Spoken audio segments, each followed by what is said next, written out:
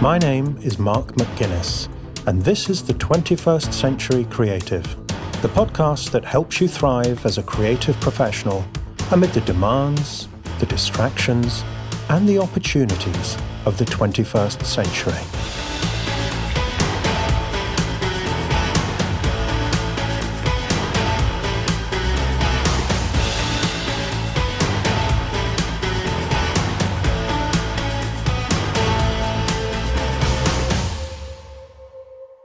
Welcome to episode 2 of season 5 of the 21st Century Creative.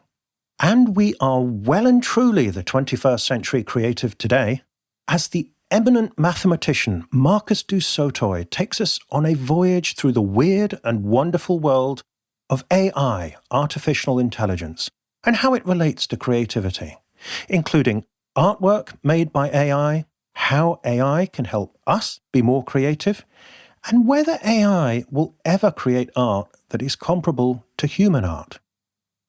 Like most of the interviews this season, this one was recorded before the pandemic, so obviously we don't talk about it, but I was recently listening to an interview with Scott Galloway, a business professor on the James Altucher show, and he said the pandemic doesn't change any trends, it just accelerates them. If that's true, then the trends in AI and creativity that Marcus describes in today's interview may well affect us sooner than we expect. Last week, in the 21st Century Creative Patreon group, we shared our goals for the 10 weeks of the podcast season. I made a video where I talked about my own goal for the next 10 weeks, and I also talked about some of the principles of goal setting. And the Patreon members shared their own goals in the comments to the video. If you'd like to join us, it's not too late to join in and set yourself an ambitious goal for the next 10 weeks, and to use the group to share some motivation and encouragement with your fellow 21st century creatives. And right now I am taking members' questions for the first Q&A video session. So if you have a question you'd like to ask, or you'd like to get my perspective on a challenge you're facing with your work or your career, then you can join us in the Patreon group at patreon.com/the21st century creative. As I said last week, membership is currently pay what you like, starting at just $1 per podcast episode. On a personal note, I said last week that I've been very busy behind the scenes since I released season 4 of the show last year. And the biggest thing I've been working on is a brand new company I've founded, the 21st Century Creative Limited. And for the new venture, I have a new business partner. Her name is Mammy McGuinness, and I'm pleased to say she's my wife as well as my business partner. The business partnership began last year when Mammy came to me and said she wanted to be a coach. It was a surprise to me when she first said it, but the more I thought about it, the more it made sense. You see, Mammy is a very experienced writer and journalist and editor. She's a Japanese national, and while she lived in Tokyo, she was a senior editor on a national magazine, where she often had to interview very successful people for feature articles. And she also had to work with talented writers and designers and illustrators and photographers week in, week out, and get the best out of them. Plus, as an editor, she's edited books by some very well-known writers in Japan. So she's used to working with creators at the highest level. 17 years ago, she moved to the UK, where she was lucky enough to meet me. And I was even luckier to meet her. And we got married. And all the time she's been here, she's been writing about British life and culture for publications such as the Asahi Shimbun and Japan Airlines in-flight VIP magazine. So I realized Mammy already had a lot of the skills of a coach in terms of listening and asking questions as an interviewer, and also working as a creative herself and getting the best out of talented and sometimes temperamental creatives in her work as an editor. For the past few months, Mammy has been studying and practicing really hard, as well as being coached by Katsutoshi Sakamoto, a remarkable coach who has been tremendously helpful to her. I've also been doing my best to help Mammy by mentoring her and sharing my experience of coaching and running a coaching business. And I'm really proud of what Mammy has achieved in that time. She's really stepped up big time because this is a big challenge. Coaching is a wonderful profession, but it's not an easy one. It demands an awful lot from you personally as well as professionally. As Rich Litvin likes to say, who was on this podcast back in season 3, you can't take your clients any further than you've been yourself. So I'm delighted to say Mammy has travelled a long way since last year, and she's now working with clients mostly in her native Japanese. So if you are a Japanese speaker, and I know from the stats that we do have listeners in Japan, and you would like to find out what it's like to be coached by Mammy, you can find her at 21stcenturycreative.fm/Mammy. And Mammy is spelt M-A-M-I. So, it's been an exciting journey for Mammy. But I have to say, my journey to the new company has been a lot more mundane. I've been dealing with most of the admin, setting up the bank account and systems, and talking to bankers and accountants and lawyers and so on. You can probably imagine it's not my happy place, and while I've delegated as much as possible, there are quite a few tasks I've had to be involved in to make sure we get everything set up right. So I've been gritting my teeth to a certain extent, but I've also been motivated by one principle that's at the core of the 21st century creative ethos, and that is creating assets. If you recall, way back in episode 5 of season 1, I encouraged you to forget the career ladder and focus on creating assets to move your creative career forward. And creating a business is a very important kind of asset. So that's been very much at the front of my mind as I ticked all the boxes on the various forms I had to fill out and throughout all the meetings and setting up of new software and systems and so on. So it's been a bit of a slog for me, but the good news is we now have the new company and systems. It's all set up and we can get to work to make the most of it. In terms of what you can expect from us, Mammy's coaching is obviously new. You won't see any major changes on my side. I'll continue to make the podcast and to offer the same coaching service and to publish my books, all under the 21st Century Creative umbrella. The main thing that has affected you so far has been the delay in producing season 5, for which I apologise sincerely. The good news is, now the company's in place, I'll be able to focus more on the podcast, so it shouldn't be such a long wait for season 6. The first new initiative we're launching via the new company is the 21st Century Creative Patreon membership. And there are some other exciting projects in the pipeline that should start to see the light of day later this year. So, back to the present. And I know many of us are still feeling anxious and stressed about the pandemic situation as it drags on. So, before the interview with Marcus du Sautoy, I want to offer some thoughts on how we can stay calm and focused in the midst of it all.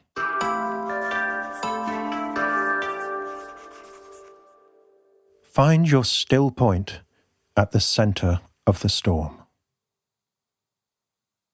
Depending on where you live and when you listen to this, the storm of the pandemic may be raging in different ways.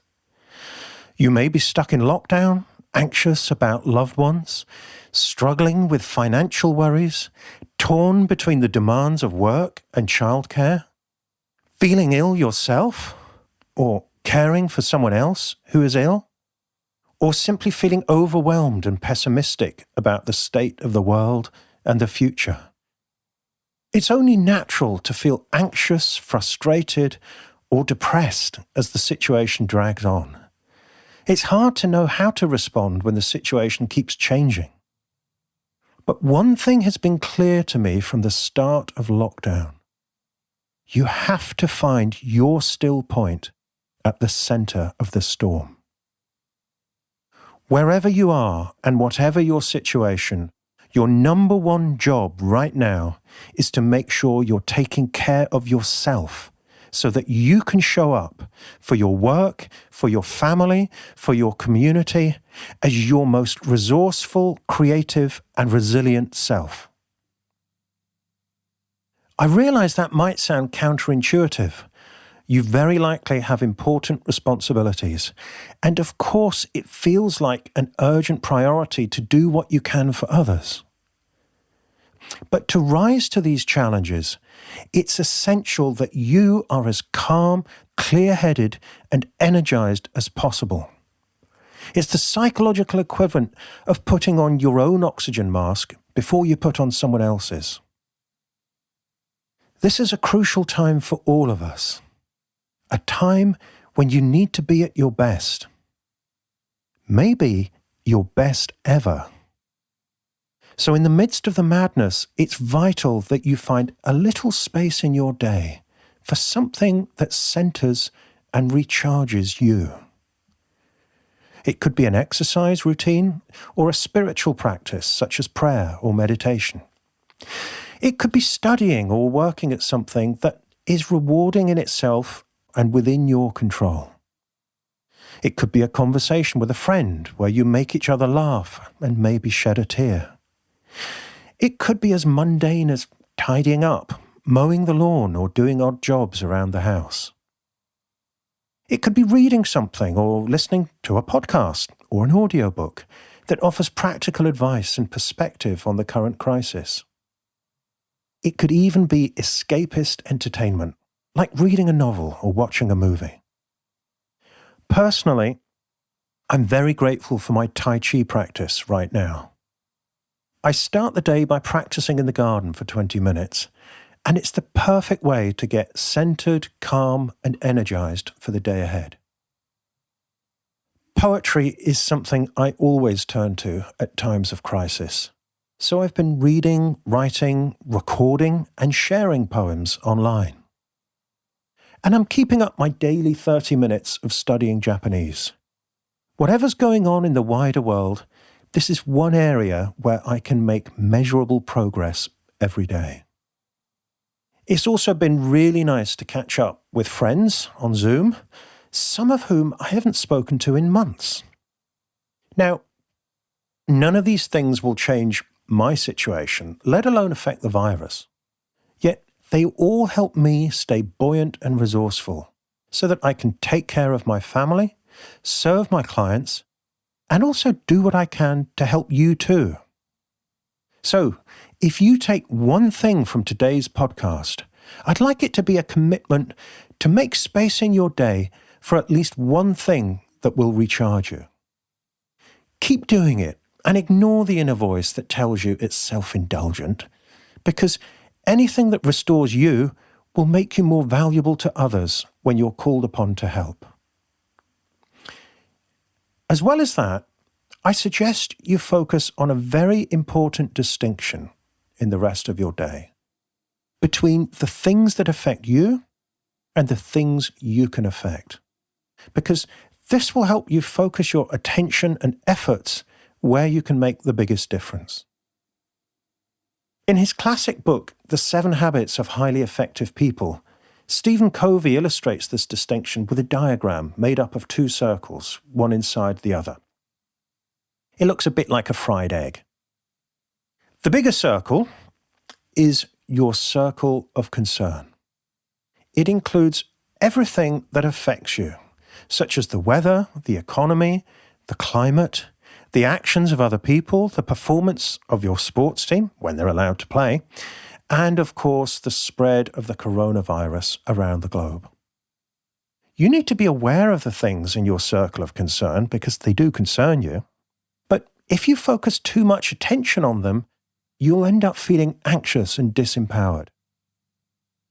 Now, look again at the fried egg.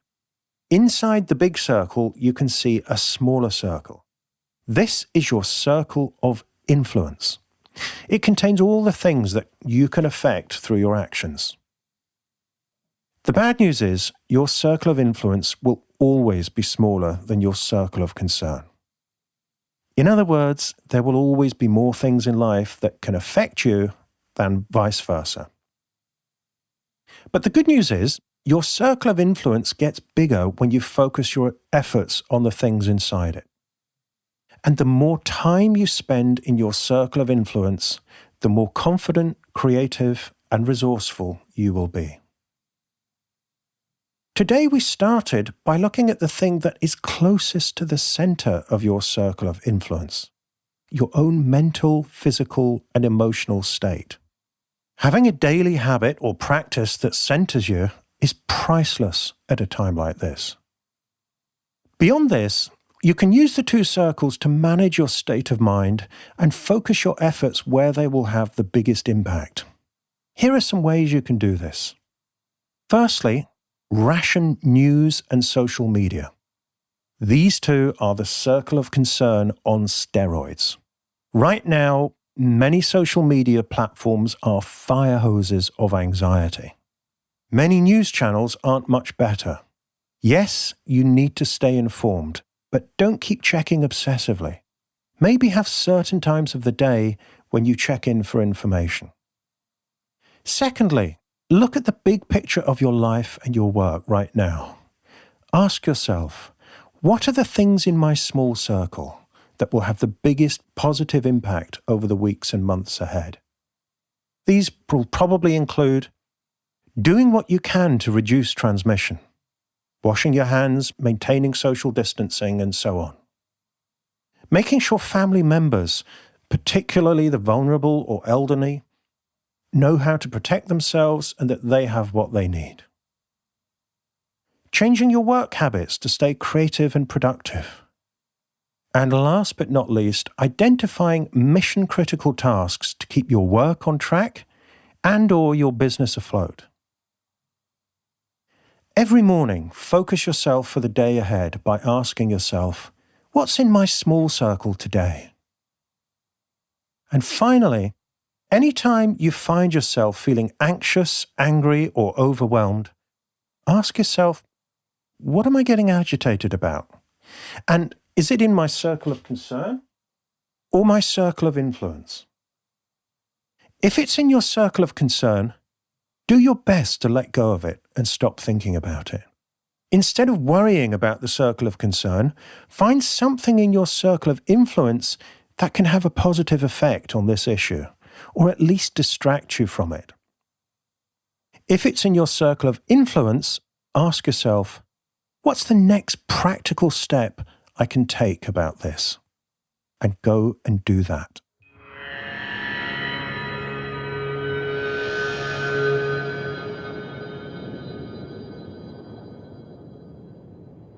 Have you ever listened to me talking on this podcast and thought, that's all very well, Mark, but how does it apply to my situation? Or is there a burning question that you really wish I would answer on the show because it affects you and your work in an important way?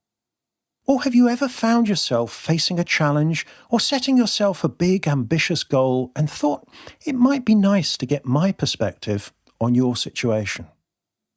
Well, now's your chance. As a 21st Century Creative member, you can ask me any question you like about your creative work, your career, your creative business, or your personal and professional development. I'll answer the questions in the members area in a series of Q&A videos to accompany each season of the podcast.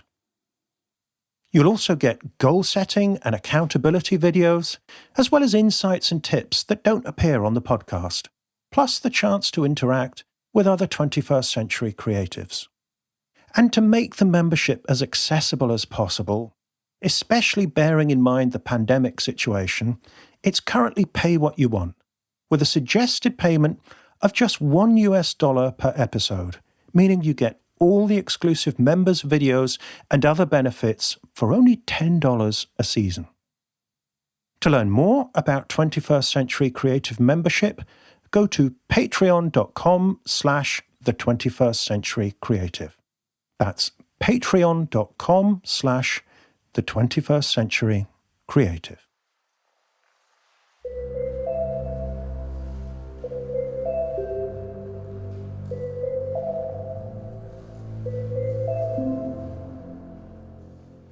Ever since I started this podcast, I've wanted to talk to an expert on creativity and artificial intelligence, or AI. So I've been on the lookout for someone who can not only explain AI from the technical viewpoint, but who also understands the artistic mindset and motivations. Someone who can join the dots from one to the other and suggest what we as creative practitioners can learn from AI and help us understand whether it's an opportunity or a threat for creators. I found all of this and more in Marcus du Sautoy's book, The Creativity Code: How AI is Learning to Write, Paint, and Think. Marcus is the Charles Simonyi Professor for the Public Understanding of Science at Oxford University. As well as conducting his own research, he's well known for his work popularizing mathematics on television and radio, and via his lectures, newspaper articles, and 7 books. His awards include an OBE and a Fellowship of the Royal Society.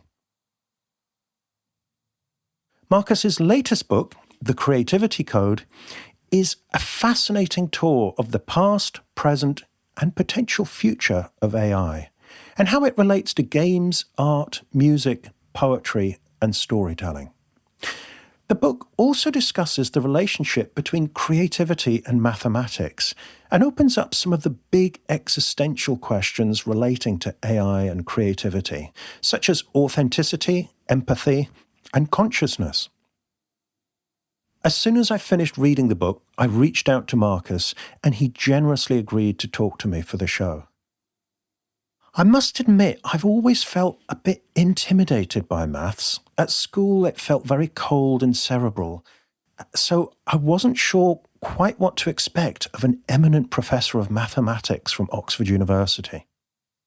But when I spoke to Marcus, he was charming and engaging, and he has an infectious enthusiasm for his subject.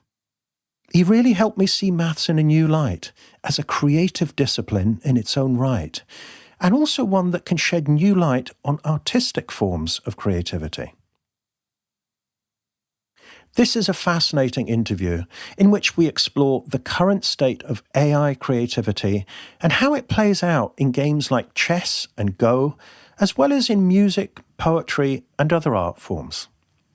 And towards the end, we open up some of those big questions about AI and creativity.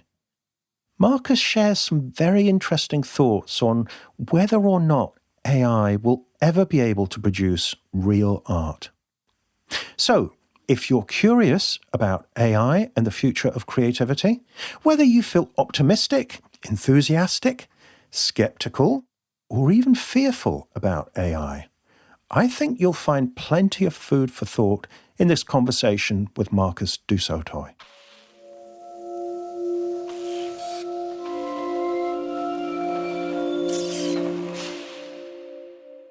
Marcus, what's it like to be a mathematician? Well, I think most people think that as a research mathematician, I must be sitting in my office in Oxford doing long division to a lot of decimal places. And if that were true, I'd be out of a job by now, because clearly computers can do calculations faster than I can. But I've actually always called mathematics a very creative activity.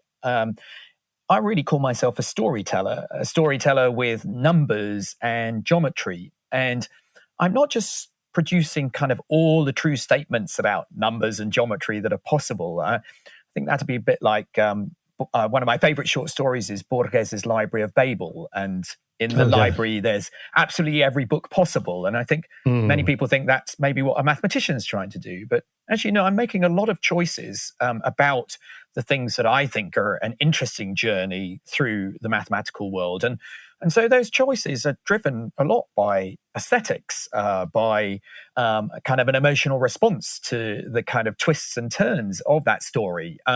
So for me, mathematics is a highly creative subject. It involves that choice. It involves a connection with other fellow mathematicians that I want to take them on a kind of surprising journey, take them somewhere new, engage their emotional world. So, and actually, the book that kind of inspired me to become a mathematician was a book called A Mathematician's Apology written by a Cambridge mathematician, G.H. Hardy. And in there, he really talks about what it means to be a mathematician. And I'd actually recommend this to anyone to read, regardless of where you come from, because it really captures the kind of creative side of being a mathematician. He calls a mathematician like a painter or a poet, but we paint with ideas. That sounds very intriguing. And I mean, there's one thing in the book you talk about mathematical proofs or stories being beautiful as well as true. Would you say that's a common motivation for mathematicians to find beauty? Well, the word beauty is used a lot, but I think it's a much richer kind of emotional engagement than just finding something beautiful. I think you can find something quite shocking, and that's absolutely a sort of valid response, where you thought something was going to happen and then completely opposite happens. I mean, that's a delightful moment in mathematics. But I think, that's why I feel when people talk about a close connection between mathematics and music, for example. I often talk about mathematics being the science of patterns and music being the art of patterns. And there again, you can have beautiful music, but you can have music with very many different sort of colors to it. And I feel the sort of qualities that one is enjoying on a kind of musical journey are very similar to the ones I'm looking for in a mathematical journey. And you are a musician yourself, aren't you? Yes, interestingly, I fell in love with mathematics and music around the same time. My teachers in school, I was at a comprehensive school in Oxfordshire. My maths teacher kind of ignited my mathematical curiosity about 12 or 13. And that's when my music teacher actually said, well, do you want to learn a musical instrument? And I ended up learning the trumpet. And that's the two have been very close on my professional journey. So I still play the trumpet for 2 amateur orchestras in London, started learning the cello. In fact, just about to do a concert with the Oxford Philharmonic Orchestra, exploring how composers use mathematical structures in their composition. And I think that's what's really striking, because I spent a lot of time over the last few decades talking to creative artists, and time and again, I find that the things that they're interested in have a kind of structural underpinning that I recognize as a mathematician. And I think that's a really fascinating thing, that I think people think that creative art, certainly from the outside, is sort of something mysterious. But actually, when you talk to a composer or a visual artist, they will say, no, these structures are really important to allow me to hang my thoughts on, and they're looking for interesting structures to push them often in new directions that they'd never thought of going in before. Yeah, as I was reading the descriptions of music and mathematics in your book, it made me think about poetic form, because at least for traditional poetic forms, there's a lot of mathematics in, things like the iambic pentameter or the sonnet or the terzerima that Dante used, or and I think personally, as a practitioner who uses a lot of these traditional forms, I find them very beautiful in exactly the kind of way you're describing, just the intrinsic form of the sonnet. I think there is a balance and a natural tension that hopefully gets built up and resolved in the course of the poem, and mathematics has to come into that. Totally. It used to be that poets talked about their numbers because they're always counting the number of beats in the lines. So maybe it's not as far apart as it might seem at first glance. I think you're absolutely right. And I think it's sort of almost part of our human species that we're looking for things with patterns because they help us to navigate our natural environment. And often those patterns or structures that you're seeing both of interest to the mathematician and used by the artist, they often have a common source in the natural world. But I think the other interesting thing about structure for an artist is that it can take you in a new direction. I mean, Stravinsky always used to say, I can only be creative under huge constraints. So I think that's the lovely thing about a poetic form, that often you'll have to think of a kind of intriguing way to say something that you wouldn't naturally have said, because perhaps you're trying to follow that iambic pentameter or the rhyming scheme of the sonnet. And that's kind of exciting when you're actually got these constraints which kind of push you into the new. Yeah, that's very true. Particularly rhyme, I think, because when you have your first thought and you think, oh damn it doesn't rhyme, and so I've got to think of something else that does. And Yeah, it does exactly. Yeah. push you into places that you haven't heard of, and if you do it well, then you end up being somewhere that's surprising to you and also emotionally resonant, and therefore will be hopefully the same for the reader. Yeah, I think that's right. Yes. It's amazing. I mean, Shakespeare, for example, was very number obsessed. I only discovered this kind of recently, but you mentioned iambic pentameter, which is obviously 10 beats. But when he wants you to really concentrate, he disrupts that. So you're able to use this kind of pattern to be able to almost read something special that's happening in the text. Yeah, and he was doing that against a background. People, kind of the contemporaries who come just before him, had established a very, very regular iambic pentameter. If you look at Marlowe or Kyd or somebody, it's much more almost metronomic. And then Shakespeare comes in and starts messing about with it more than, everyone was doing it to agree, but he took it to an extreme, which is one of the things that made him interesting. Yes, but I think this is going to be the interesting challenge you see when you then turn to something like artificial intelligence and the arts, because I think many people's belief is that artificial intelligence will only be able to recreate what we've already seen. So it'll be pastiche. So how would it ever break out of the idea of just sticking within a kind of particular iambic pentameter? How could it actually have that insight to add a beat? And I think that's the interesting challenge, that can AI take us really into the new, or is it just doing more of the same? So what was it for you personally that you found interesting about AI, artificial intelligence? Why didn't you just stick to, more traditional fields of mathematics? What was the attraction of AI? Well, I think that we're all kind of intrigued at the moment about how much AI can do, because we're really going through a kind of AI heat wave. We've had these things called AI winters where nothing seems to really work. But suddenly the last few years, there's been a real step change. And I think for me, what suddenly got me interested in this area, and which actually was the spark for writing this book, was seeing a piece of code be creative for the first time. This wasn't in kind of the arts, but actually within a confines of a game. So a piece of code was created to play this ancient Chinese game called Go, which is played on a 19 by 19 board, a grid. You put black and white stones down and try and surround your opponent's territory before they surround yours. And this was always traditionally regarded as a very hard game to code up, because when you play it, there's a lot of kind of pattern recognition on the board, which is quite hard to articulate why you're doing something, a lot of intuition, a lot of creativity. But what has changed is that code in the past was written in a very top-down manner, so that somehow the human who wrote the code had to know what to tell the machine what to do. So we had to sort of really understand it. But code now is being written from a kind of bottom-up way. It's something called machine learning. And this allows the code to change and mutate as it encounters new data. So in the case of this game, it was given human games to learn on, and then started playing itself, making synthetic games. And through its playing, it changed the code to try and sort of optimize certain moves that it could see were being very powerful. But then when it played in a match against one of the best humans we have, Lee Sedol, what I saw was it suddenly making a move that nobody had expected at all. It's now become famous. It's called Move 37 in Game 2 of this match. And what happened in this game, because this piece of code played a move that all the commentators, when they were commentating on the match, said, wow, that's a really weak move. It laid a stone on the fifth row in from the edge. And early on in the game, that's considered a really weak move. All the commentators said, well, the human should be able to win from now.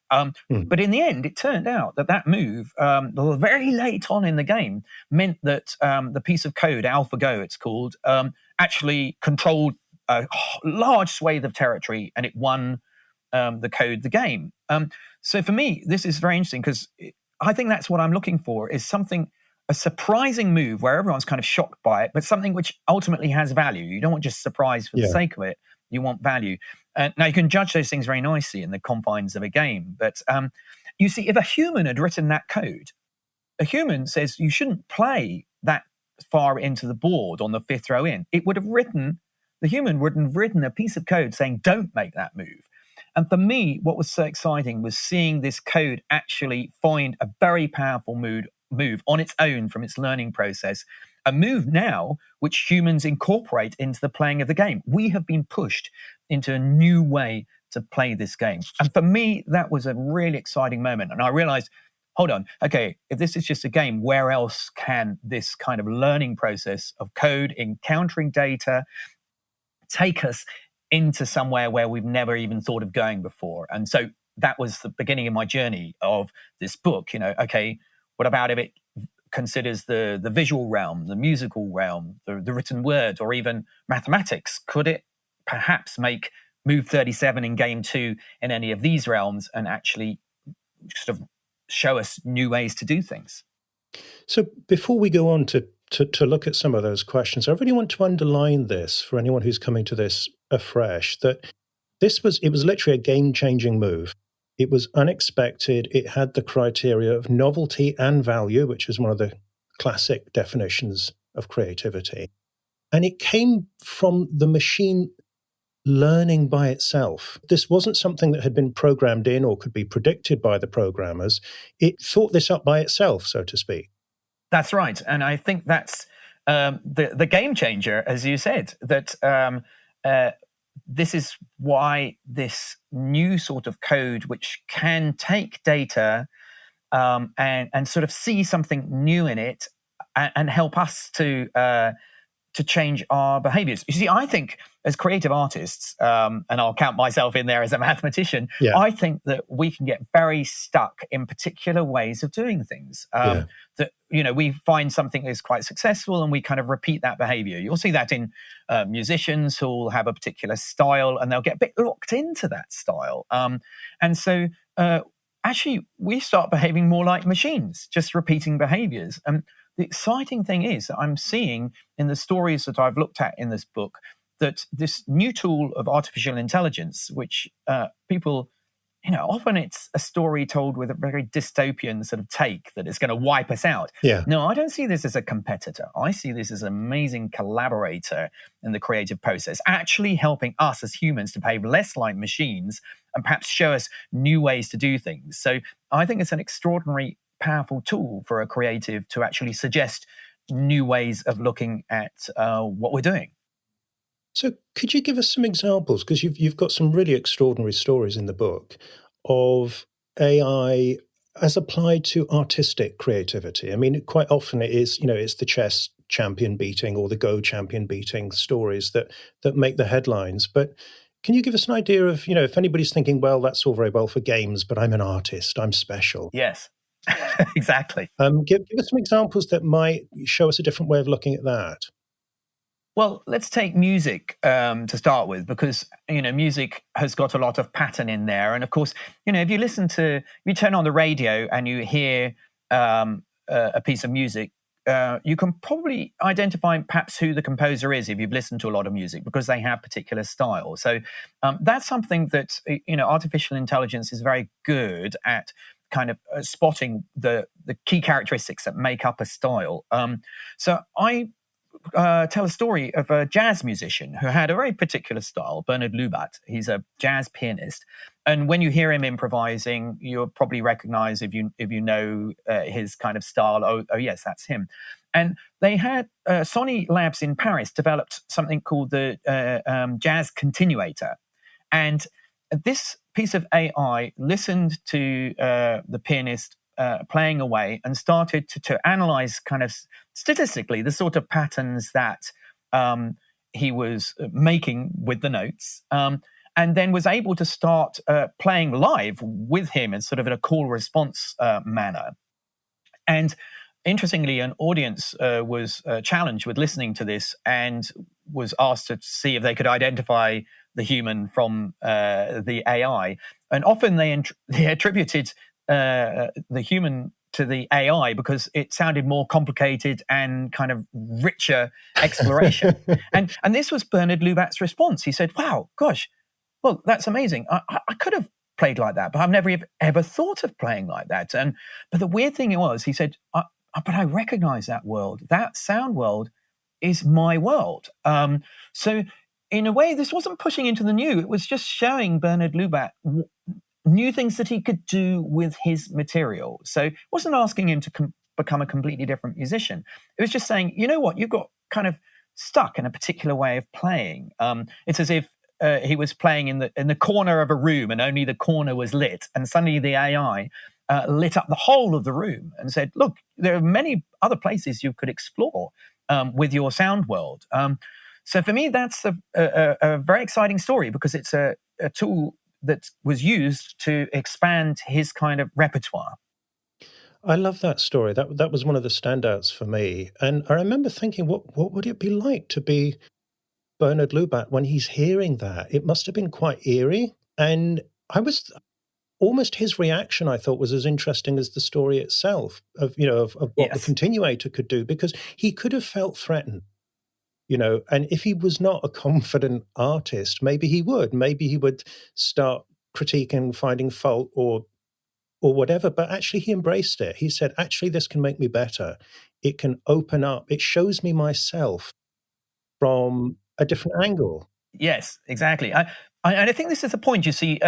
Often when I show people images and then I say, well, that's been painted by AI, for example, I think their first reaction is they feel very cheated, because, of course, actually, when you're encountering a piece of art, the feeling is you want to have a conversation with the artist, with another human being, with another consciousness, and another way of seeing the world. And then you say, oh, well, that's been made by AI. And you feel very, that feeling of being cheated. But then again, if I tell you a joke and you laugh at the joke, and then I say, well, that joke was actually composed by a piece of artificial intelligence, that doesn't invalidate the laughter that you just went through. So it's interesting, that response to a piece of art, and then the need to know actually the source, or the story behind how it was created. But again, you've got to remember that a lot of these tools that are being used, they're taking human data to learn from. So in a way, this is just kind of a filter or an exploration of the kind of emotional world that we've created in our art. So it's not surprising that what it's producing is whether we're having an emotional response to it, because it's learned on our emotional world. Yeah, interesting. I did have that experience. So there was one section, obviously I homed in on the poetry section of the book. And there's a wonderful website you introduced me to called Bot or Not, where it shows you a poem and you have to decide, was that written by AI or was it written by a human? Yes. And the one instance so I took the 10 question test, and there was one poem that fooled me, that it was by an AI and I thought it was a human, was a very short joke. And it was a silly joke, but I just thought, it made me laugh. And I think probably because I laughed, I thought, oh, that's got to be somebody fooling about. It kind of looked heartless and silly, but but actually that was, I think it was compiled from Google predictive text or something. Right. Yes. So that was really quite an interesting experience, taking that test. And I think a lot of this maybe applies to audiences rather than the artists themselves. I mean, you have a wonderful description of David Cope when he comes up with a fake Bach symphony with his program. I can't remember what it was called. Aaron, yes. And it managed to fool, he managed to fool some quite well-educated audiences, didn't he? Yes. I mean, that's very interesting, because I've done a similar exercise, actually, here in London in the Barbican this year. And what I did was to get a piece of AI with a PhD student. We got the AI to learn on Bach. And Bach, of course, is great to learn from, because there's so much pattern in there. I talk in the book, actually, about the kind of algorithmic way that Bach often wrote. He actually composed something called the musical offering, and wrote it as a set of little algorithms. You sort of have to solve these puzzles. You're given one line of music, and there's a weird sort of clef upside down at the end of the music, and you realize, oh, actually, I've got to play this twice, forwards and backwards at the same time. So Bach has a lot of kind of code already in his work. But what we did was we created a sort of piece which was one piece, but it went in and out of Bach and AI. So you were never quite sure as you were listening to it, well, this might be, some of it was human and some of it was AI. So it wasn't just a simple dichotomy. And then we asked the audience to kind of vote with cards throughout the performance of this 4-minute piece when they thought it was human and when they thought it was AI. Mm-hmm. And the audience just found it almost impossible there was no clear moment when everyone said, oh yeah, this is clearly not human. But the one person who could tell was McGuinness, who was the harpsichord player. And he said, I know exactly the moment it goes to AI because suddenly it becomes really difficult to play. And this is fascinating because, of course, the AI doesn't care about embodiment. It can write notes, but it doesn't have to play them. Bach was a master at writing, wonderful music, but also music that could be played very nicely with that the fingers. The fingering was important. So this is a really interesting sort of point which separates often AI art and human art is the question of embodiment. And I've seen actually that AI often becomes overcomplicated in some sense because it can cope with complication. Even with Bernard Lubat and the jazz continuator was starting to get of a complexity that actually Bernard Lubat would actually find it quite difficult to reproduce what the AI was doing. And this is interesting because, we have our sensory equipment to engage with the world around us, our eyes, our ears, our sense of touch, smell. And this kind of limits our kind of engagement with the world such that the art that an AI might produce might actually push the complexity such that we as humans are finding it very difficult with our sensory equipment to engage with this. And actually, one of my favorite AI films is Her, which is a film where. So you've seen this film? But if anyone's not seen it, it's a great film. It's this guy splits up with his girlfriend or something, and there's the chance to have an AI girlfriend for a while, and so he sort of engages with this thing online. Of course, falls in love with the AI girlfriend. It's so good, pretending to be real. But the wonderful moment for me is when the AI girlfriend dumps the human and says, "Oh, you humans are just so slow. It takes ages to interact with you. I've got to know millions of AI online in a split second. We're going, excitingly into the new." And that for me kind of revealed something which I think is going to be very striking as we go forward, that as AI becomes more and more sophisticated, actually it'll probably only enjoy interacting with other AI, and it'll look at us humans, probably as we humans look at a forest or mountains. They don't seem to change, mountains. Yeah. But if you did speed up time, of course, mountains are very dynamic things. So it's interesting that question and embodiment is really important, I think, for this human AI interaction. And also, I'm wondering, listening to you talk, whether there's a fundamental difference in the way audiences respond and creators respond, because...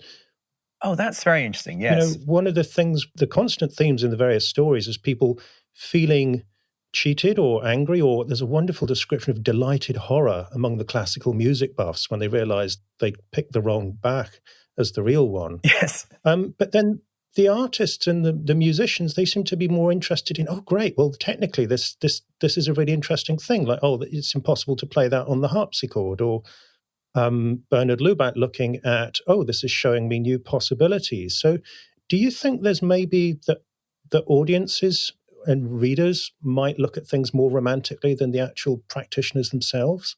Yes, and that's partly why I wanted to write this book and show people that actually a lot of creative process has a kind of there's a lot of mathematics in the creative process, that people are looking for kind of rules, patterns, structures. And I think there's a terrible romanticization of the creative act, that it's all about sort of expressing emotions, or it's all deeply mysterious. And when you talk to a practitioner, I remember doing a program about Philip Glass, and Philip Glass saying, people find my music very emotional, but I don't write the emotion in. The emotion comes out of the structure. I write these kind of interesting patterns and algorithms, and then the emotion appears. And I think that for me, it was one of the points of the book was to show people that a lot of the creative process has kind of these rules, and therefore those rules are things which are interesting because they could be implemented in code, and you can see where else you go with them. But I think your point about the audience is very interesting, because I think that's why when you talked about the poetry test, why poetry perhaps can trick you more easily than many other forms, because I think poetry, when a poet writes a poem, they often want to leave room for the audience to bring their own bit of creativity to the reading. Yeah. You don't want everyone to have the same response. And so that's why I think, especially poetry, has a lot of space. It's a conversation. And this is a conversation between the reader and the poet. And the reader will bring some of their own creativity to the reading of that poem. And so if you've got something written by a piece of AI, often it can sort of pass an AI art Turing test. The human will be sort of think it's human written, because they will bring a lot of their own sort of response to that poem.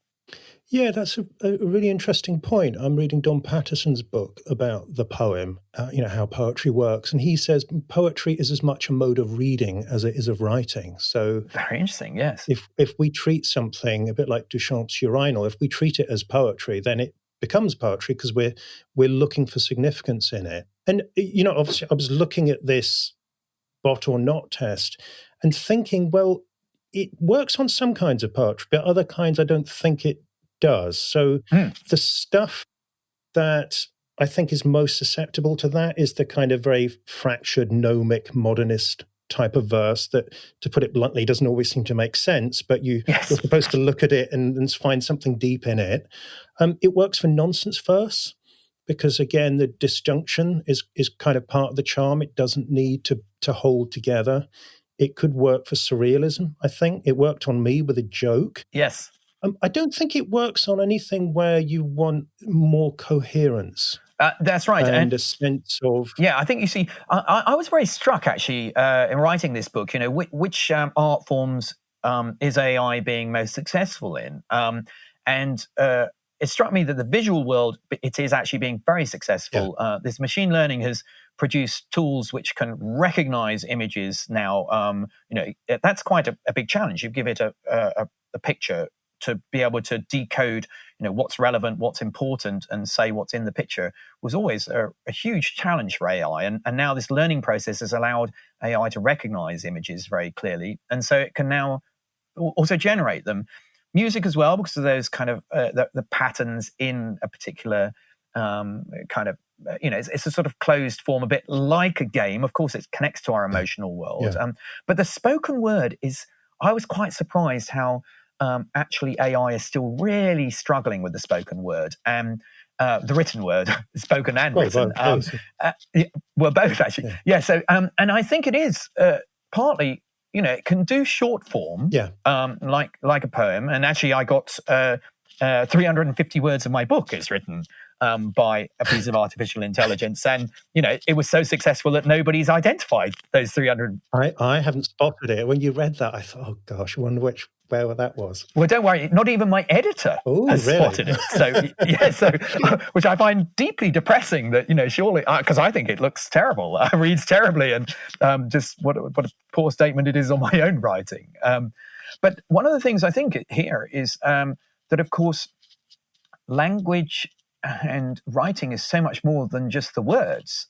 So the AI might be able to know the definition of the words, but the sort of context of the whole thing, there's cultural context, historical context. And this is, there are things called Winograd challenges, which are actually given to an AI if it's trying to pass the Turing test, because it's very difficult for an AI to sniff out what a particular word might refer to, whilst we will be able to see the context very clearly. I mean, if I say the government banned the demonstrators from marching because they feared violence, you know that they refers to the government. Yeah. But if I change that to they advocated violence, you know that they refers to the demonstrators. Mm-hmm. Now, an AI just is completely thrown by that because you need so much historical context for that somehow to know that demonstrators might be violent or the government might fear. So that's really interesting that the written word, spoken word, I think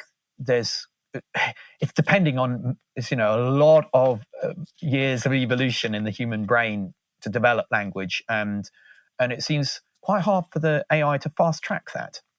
So novelists out there, you're safe, I think. Yeah, for now, aren't they? I mean, because the things you talk about is that longer narrative arc that it's hard for the AI to do. And I think in poetry, it's the bigger conceptual arc in a poem, like, I don't know, say Ode to a Nightingale or The Wits and Weddings. You're not going to get anything as coherent as that as yet from an AI. But and even in the music chapter, you conclude that AI can churn out music, but not quality music. Yes, I think that's right. You see, the jazz continuator, for example, it's quite fun to listen to it for a few minutes, but after a while, it just becomes boring. I could not listen to an hour of that because I don't feel it's really going anywhere.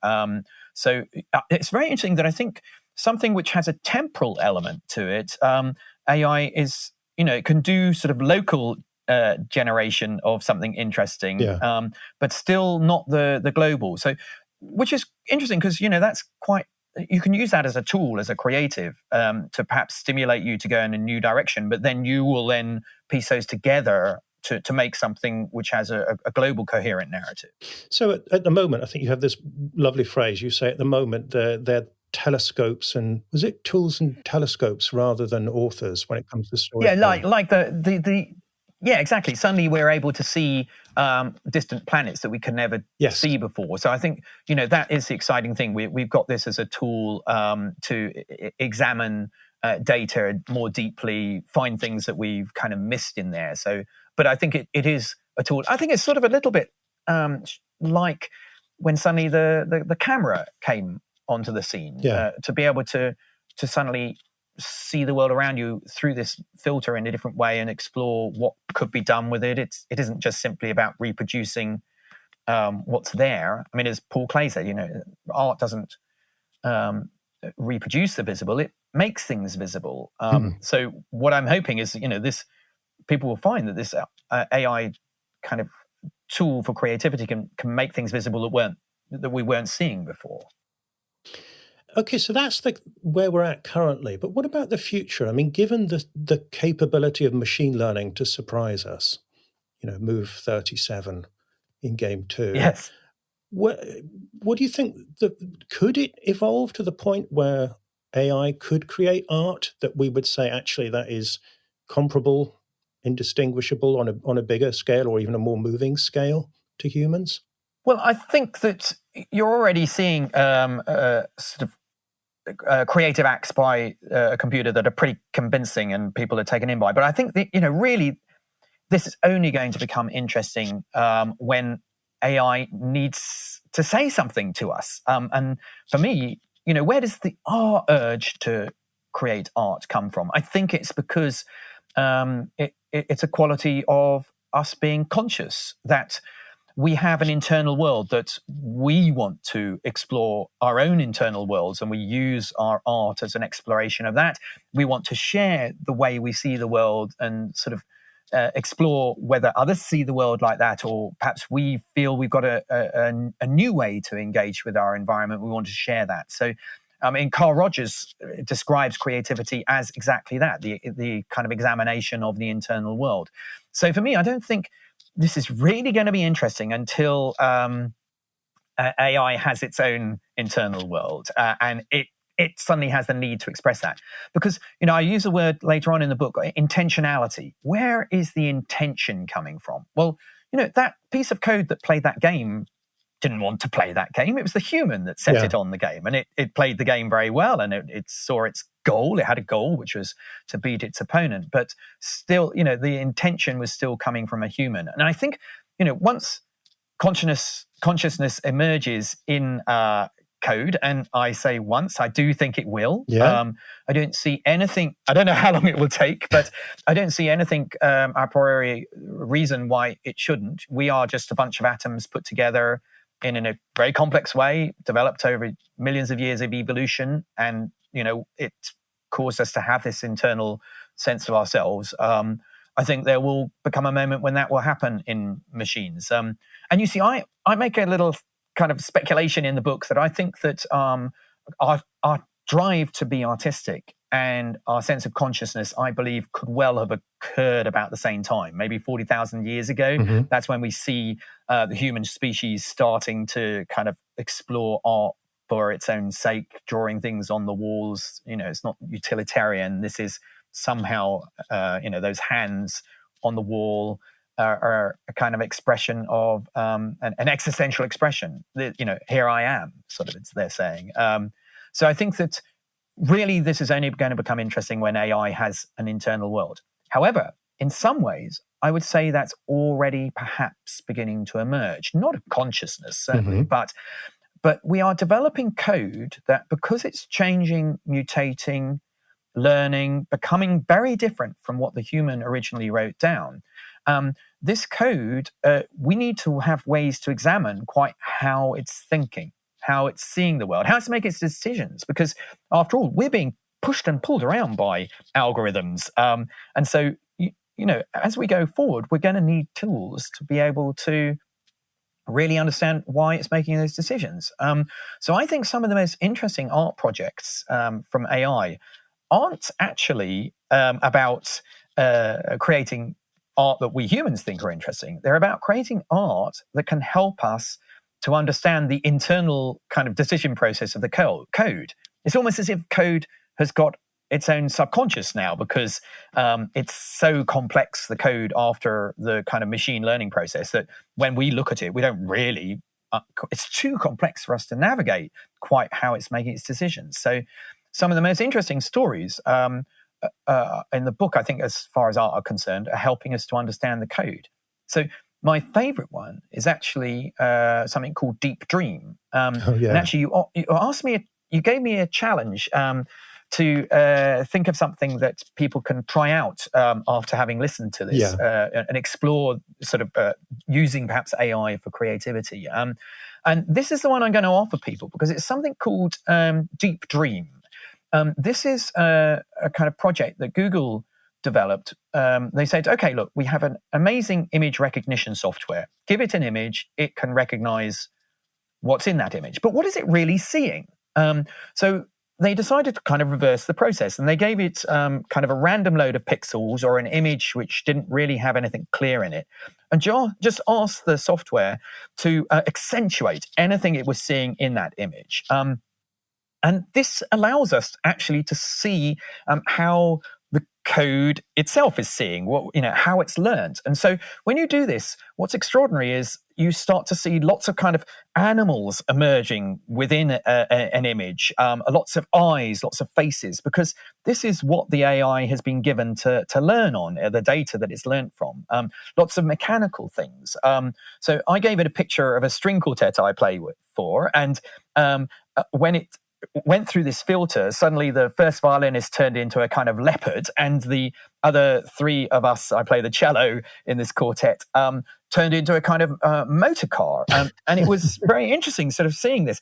But this has been used, for example, to show bad learning that's occurring in code. So, for example, the Deep Dream was given kind of grey sort of pixel background and started to see dumbbells appearing inside these images. But weirdly, the dumbbells that appeared always had arms attached to them. Why? Because the software had only ever seen images of dumbbells being held by strong men and women. And so it thought it was part of our anatomy. It had never seen a dumbbell on its own. So this kind of art is helping us to see when things are going wrong, that it's actually not learnt properly. And I think this is really striking because I did an event last year with a woman from MIT Media Lab. She's a roboticist, and she told me this story of how she'd had some robots delivered to the lab, and she'd sort of opened them up, switched them on, and they had some vision recognition software to see when somebody was in front of the robot. And when she went in front of them, it didn't see anybody there until she put a white mask on. And then suddenly these robots started responding. And she was a black woman. And so she lifted up the kind of bonnet of the software and understood that the code had only ever been given pictures of white men to learn on. Oh, dear. And so I think, using these artistic tools as a way to explore the way a piece of code might be thinking might really be a powerful tool for us going forward to make sure that we keep control. So actually, my challenge for kind of creatives is, because it's quite an easy thing to experiment with, but it's a visual challenge. But to take an image and to upload it to this thing called a deep dream generator, and you can then try and use this tool to kind of augment the image and sort of, it's almost a conversation with the piece of code. Yeah. So you start to see the image changing, mutating. And so I think it's quite an interesting experiment just to interact with code, see how code is seeing your image, how it would change it, and whether that gives you any ideas for your own perhaps visual generation to see whether it's helping you to see things in a new way. So it's quite fun. It's quite simple to use. But the kind of challenge is, what images actually do you have an interesting conversation with this piece of AI, and what images somehow don't work for this. So I hope people might have fun just trying that. I enjoyed playing around with it, and I felt like, wow, the art that is coming out of here is helping me to understand a bit more deeply how an AI is working. Well, that does sound terrific fun. So that's Google's Deep Dream. Yeah, so the website they need to go to is called deepdreamgenerator.com. Right. And then they can try and play around with the tools that are there. Okay, great. I'll make sure there's a link there to the show notes. I was thinking about the poetry question. I thought, well, what is it that would make, a real AI poem? And I was thinking about Thomas Hardy's quote about poetry. He said, the poet wins our hearts by showing us his own. So maybe Deep Dream would be a start of a window into the AI's heart. And who knows what could emerge from that in time. I think that's really interesting, because I think a lot of artists are interested in exploring things that are impacting on society and making a statement about them. And I think, actually treating AI as the art is a really fascinating project. We need tools to examine this changing world, and the interaction between AI and the creative world will be a really important dialogue as we go forward. Marcus, thank you so much. This has been a really mind-boggling conversation. I think I'm going to listen to this several times to get my head around some parts of it. I'm sure I won't be the only one among my listeners. The book, The Creativity Code, How AI is Learning to Write, Paint, and Think, is a really fascinating exploration of these themes. So if you found this conversation, if you're listening to this, you found this conversation interesting, there's plenty more in Marcus's book. Marcus, is there anywhere else that, do you have a website or somewhere that people could go online and engage with your work further? I have a website. It's www.simonyi.ox.ac.uk. Simonyi is the professorship that I hold. This is Charles Simonyi, who actually was one of the first to start developing code with Microsoft, and he's endowed a professorship called the Professor for the Public Understanding of Science. So people can go there, and that has a lot about all my other activities, interactions with the musical world, artistic world, a play that I've written, and some information about other books and articles that I've written. So hopefully people will enjoy exploring my creative outputs there. Excellent. And again, I'll make sure that is in the show notes. So, Marcus, I think you've done a lot today already to further the public understanding of mathematics and AI. So thank you so much for your generosity and insight today. Well, it was a pleasure talking with you.